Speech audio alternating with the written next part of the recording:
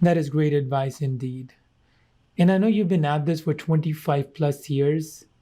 In last 25 years, you've seen fair share of ups and downs, whether economic or other.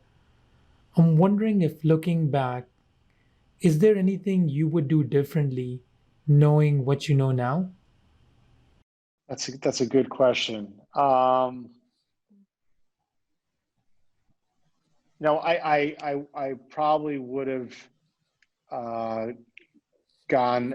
I tried 10 years ago to sort of work towards a consumer offering, and I pulled back from it.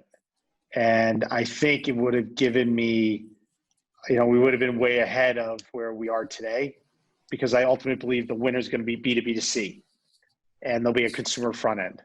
And I was trying to do is actually aggregate all of our customers into a single website where you could go and chat with them all.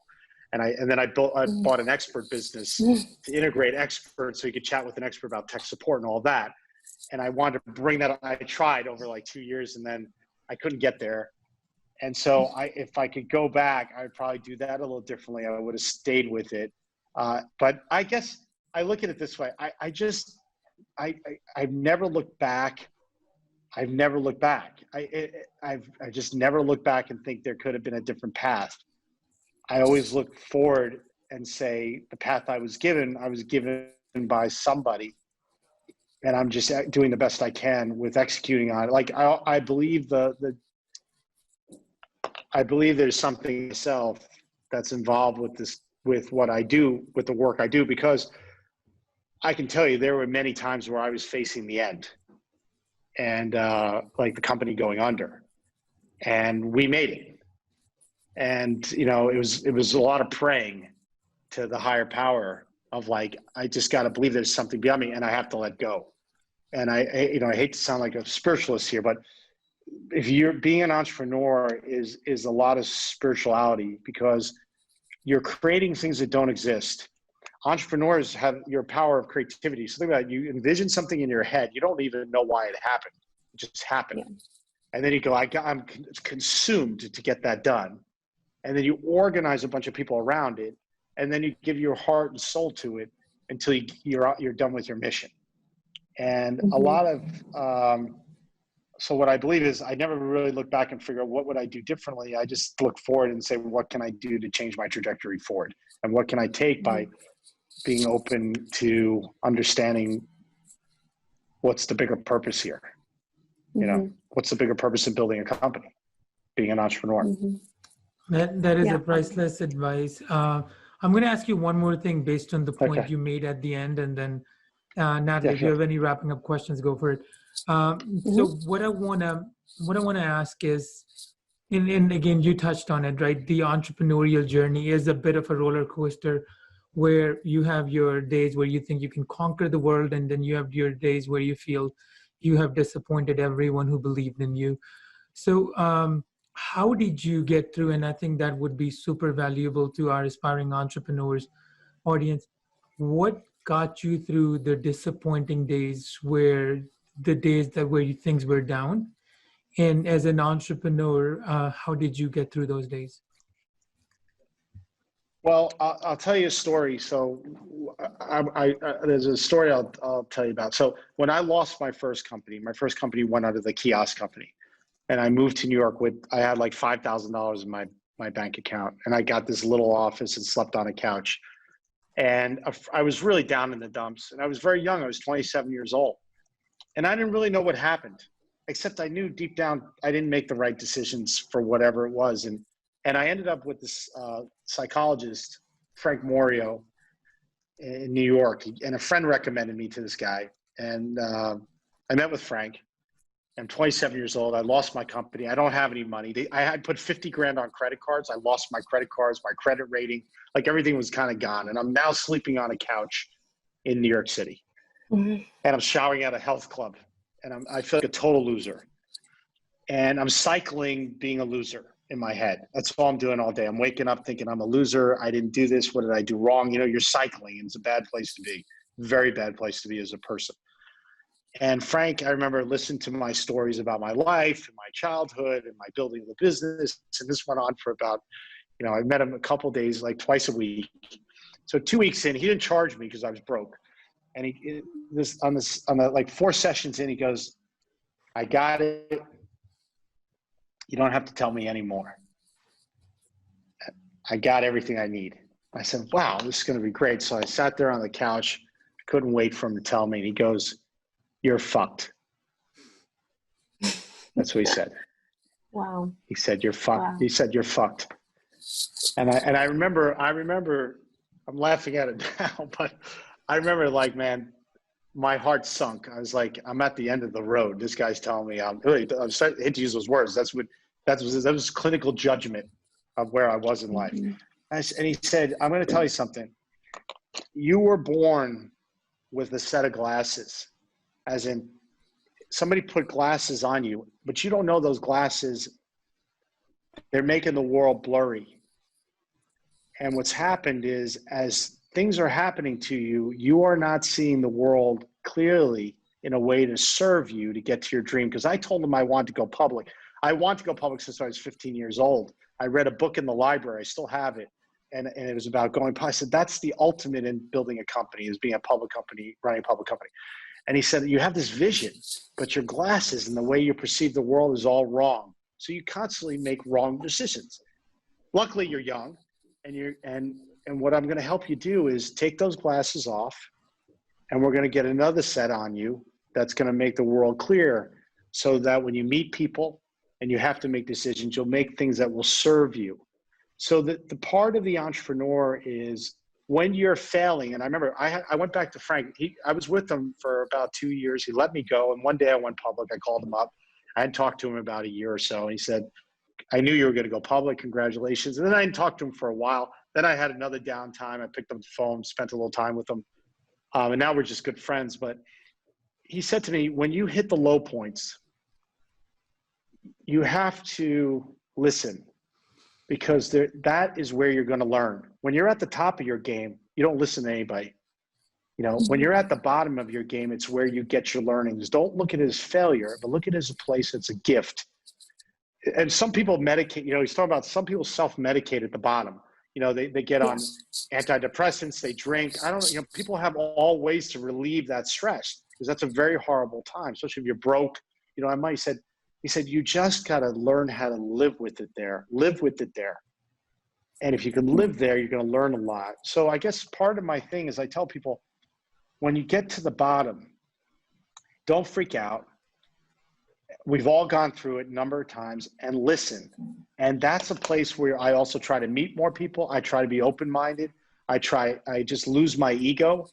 And that's a place to learn. So think of it as a gift. So I'm kind of weird like that, because when I hit a bottom, I'm like, shit, this is great. Now I get to grow as a human.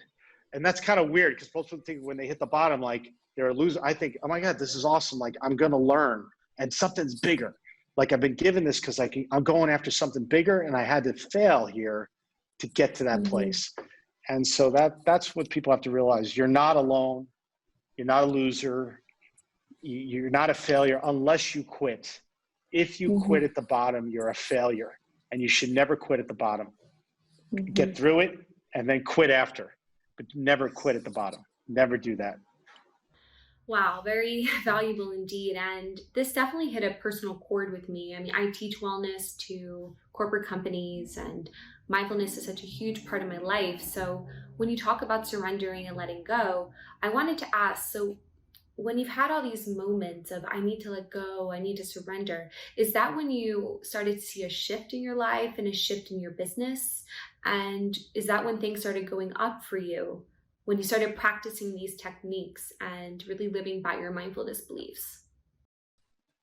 Yeah, you have to let go now. And about 12 years ago, I ended up going to India to an ashram, and I went there to learn how to meditate. But what I learned about there is that your inner voice, which I always thought was like, it's hard. I think this is an important thing, at least for me, is that your inner voice. I remember this. I'll go back to when I went to the ashram, and it's funny, when I arrive at the ashram, I go to the ashram. It's in Pondicherry. Sri Aurobindo is this ashram. He's been dead for many years. Here, him and this other woman who ran it. But you go to the info, there's one guy there, and I go, look, I'm here to learn how to meditate. And the guy's like, we can't teach you how to meditate, but here's a pamphlet. Don't talk to anybody. You got to take the journey on your own. And what I learned when I was there was that the purpose and the voice inside, and there was in this little pamphlet was a story, this Hindu story about that at one time we were all gods. But there was a set of us that weren't too good, and they were banished down to earth. And the gods were saying, well, we got to hide the God power in these humans. And so one God says to the other, well, where should we hide it? And the other one says, we'll hide it in the hardest place for them to find. And the other one says, well, where's that? And he says, from within. So if you think about that concept, inside of us is everything we need to know about ourselves, our journey, and our future. And that gut, that voice we hear, and that's what meditation does, it clears out the other voices, the voices from your family, the voices from society. And if you can tap into that voice, and what's kept me calm now when I hit the bottom is I tap into the voice and I hear the voice tell me, it's okay. It's okay. And I believe in that voice. I let go to that voice and think, it's telling me it's okay. Or sometimes it would tell me, go in this direction, or tell me something. So when I got that stress, I would just calm myself and meditate, just get rid of the active noise, the active conversations, and get deep inside and hear what inside of me is telling me I should do. And that's kept me pretty happy and calm through hard times. So, it's a blessing. Is this, do you talk about, is this something that's part of now your company culture? We haven't made it like, okay, everyone's got to meditate and we do, but obviously mindfulness is, I would say, in vogue. It's so much more in everyone's mind because I think people are just finding it, finding it a way to deal with the stresses that they're dealing with. And the stresses have gotten much worse over time because we get a lot more information now instantly, and we're bombarded with all the rights and wrongs of our lives. And all the things we do or don't have either. We're constantly in a state of want. We see in social media, everyone's having a fabulous time.